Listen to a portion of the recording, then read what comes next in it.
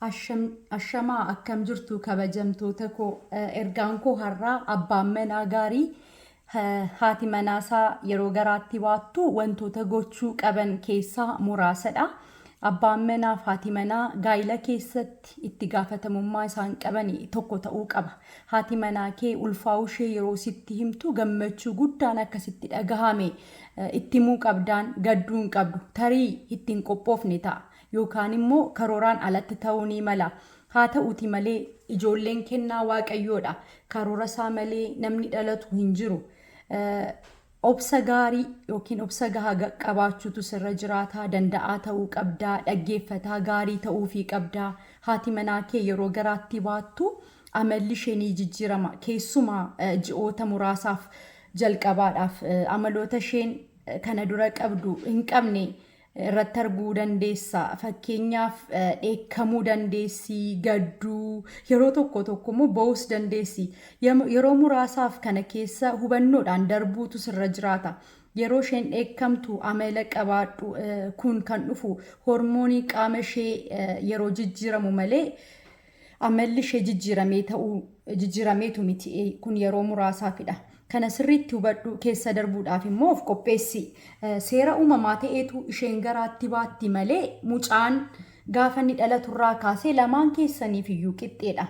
Maqaa keetu itti fufaa, situ itti waamamaa, iddoo addaa kennuufitu sirra jiraataa jechuudha. Dubartoonni hedduun yeroo garaatti baatan ni dhukkubsatu. Keessumaa yeroo morning sicknessiin isaan jalqabu dhukkubbii hedduu waan qabuufi ishee biraa hin dhabamin bukkeedhaa jiraachuutu sirra jiraata amma dandeessetti jechuudha.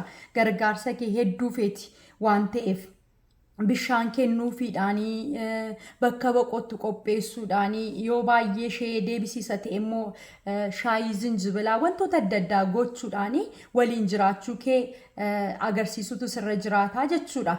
Ulfaa'uu ishee dura yeroo kee hojiidhaan alatti jiru hiriyoota kee wajjiniin dabarsita yoo ta'e qophaa kee bakka bashannanaa deddeemtee yeroo kee achitti gubuu barteetta yoo ta'e kanarraa sirriimatti of qusachuu yookiin dhaabuutu sirra jira. Yeroo kee ishee wajjiniin dabarsuu sirra jira. Yeroo ishee nyaata bisheessitu waliin bisheessutu sirra jira.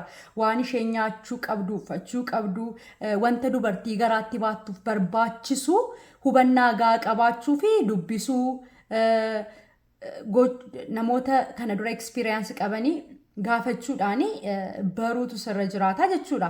Yeroo hundumaa mana yaalaa yeroo isheen deemtu waliin deemu wantoota sanitti dhufanii gara jireenya keessanitti dhufan gaariis ta'e hamaa fudhachuudhaaf of sammuu kee of qopheessutu sirra jira. Dooktariin ishee wanta hin godhiin jedheen yookiin hin nyaatiin hin dhugiin jedheen tokko ati hamma dandeessetti irraa fagaadhu. Fakkeenyaaf buna dhuguu, alkoolii dhuguu wantoota adda addaa ta'uu danda'a. Yoo dhaabullee dadhabdee hamma dandeessetti ishee bukkeetti hin godhin. Yoo ishee bukkeetti goota ta'ee wanta isheen feetu waan ta'eef akka itti dhagahamu gootaa jechuudha.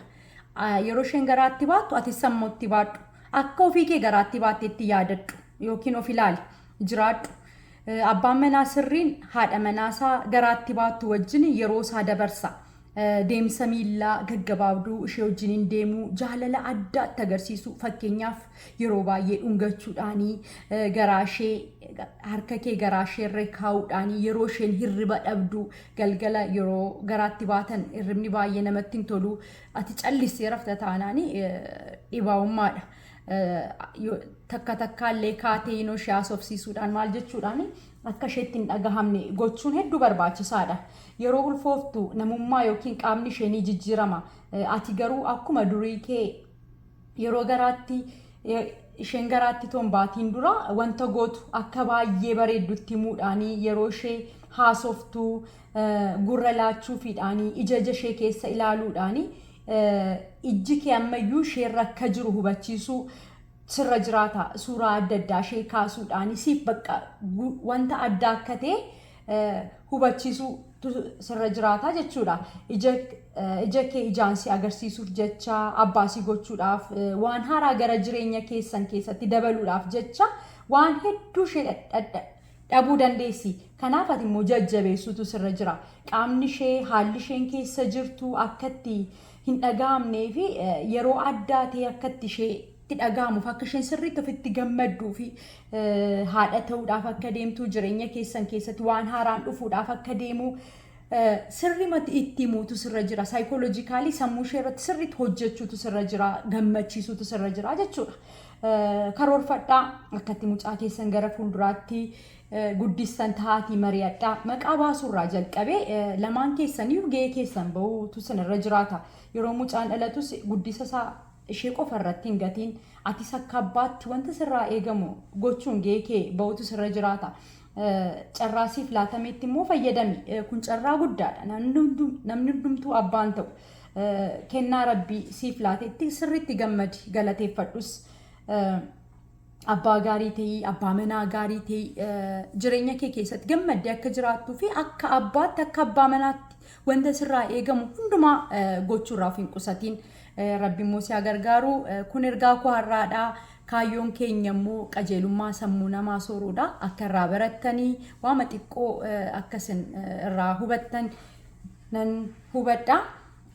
Yoo hin barsiisa jettanii yaaddanii sheer waliif godhaa. Ulfaadhaa. Horaa deebanaa. Rabbi isin haa gargaaru. Ulfaadhaa.